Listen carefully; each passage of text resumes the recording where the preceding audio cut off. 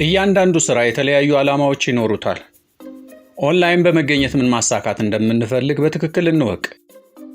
ይህም በትክክል ምን ማስቀደም እንዳለብንና እቅዳችንን በትክክል ለማስቀመጥ ሊያግዘን ይችላል።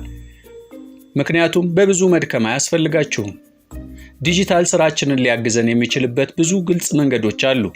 ለምሳሌ ያህል ማህበራዊ ግንኙነቶችን ለመገንባት፣ ኦንላይን ሽያጭ ለማካሄድ፣ አዳዲስ ደንበኞችን ለማፍራት ሊሆን ይችላል። ወይም ደግሞ ያሉትን ደንበኞች በአግባቡ ለመያዝ ሊሆን ይችላል። ራሳችንን ቀላል ጥያቄ በመጠየቅ መጀመር እንችላለን። በእርግጥ ኦንላይን መሆን የምንፈልገው ለምንድን ነው?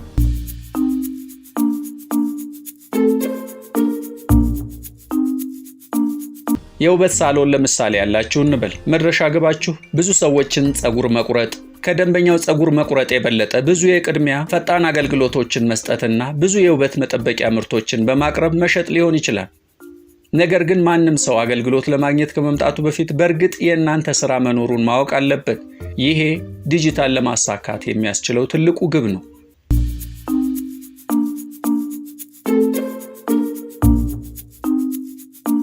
ስለሆነም እስቲ አንዱን እንጀምር። በዲጂታሉ ዓለም አንድ ቃል እናገኝ። አንዱ ቀላሉ ማሳኪያ መንገድ ስራችሁን በአካባቢያችሁ ባሉ የኦንላይን የስልክ ማውጫ መዝገብ እንዲመዘገብ ማድረግ ነው።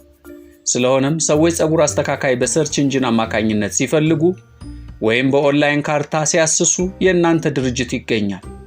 በቀጣይም የድርጅታችሁን ድረገጽ ሲያስሱ የእናንተ ድርጅት ይገኛል። በቀጣይም የድርጅታችሁን ድረገጽ በመገንባት ስለ አገልግሎታችሁ መረጃዎችን ለማጋራት ልትወስኑ ትችላላችሁ። ይህም ስለ ስራ ሰዓታችሁ፣ መገኛ ስፍራችሁ፣ ዋጋችሁ እና ስለምትሰጧቸው አገልግሎት ሊገልጽ ይችላል። ምናልባትም ፎቶዎችና ቪዲዮዎችን በማዘጋጀት አዳዲስ ደንበኞች በራችሁን እንዲያንኳኩ ልታደርጉ ትችላላችሁ።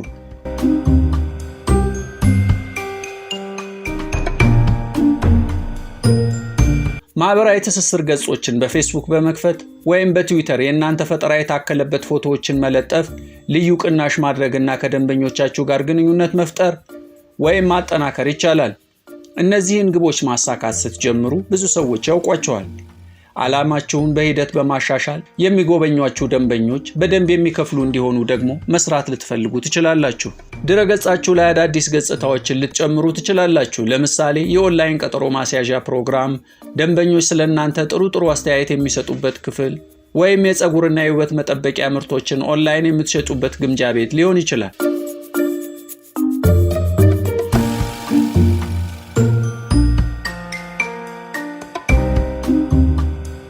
አሁን ዲጂታልን በመጠቀም ጎብኚዎችን እየሳባችሁ ነው።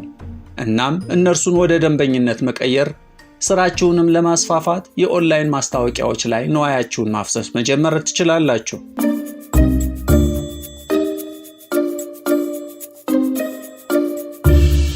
የዲጂታል የመጨረሻ ግባችሁ ምንም ይሁን ምንም ወይም አሁን ላይ ያላችሁ አቋም፣ ቅድሚያ የምትሰጧቸው ነገሮች ስራችሁ ሲያድግ በተፈጥሯቸው ሊቀየሩ ይችላሉ። አሁን ዓላማችሁን ማሳካታችሁን እርግጠኛ ለመሆን በሂደት ለውጣችሁን መለካት በእርግጥ አስፈላጊ ነው። ይህም አናሊቲክስ ይባላል። አናሊቲክስ ምን ጥሩ እየሄደ እንዳለ፣ ምን ደግሞ መሳካት እንዳልቻለ ሊያሳያችሁ ይችላል።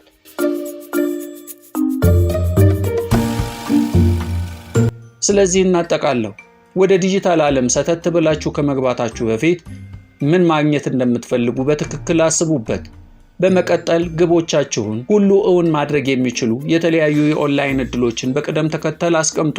በሚቀጥሉት ጥቂት ቪዲዮዎች ለማቀድ እናግዛችኋለን። አብረን እናቅዳለን ማለት ነው። በቀጣይ ወደዚህ በስፋት እንገባለን።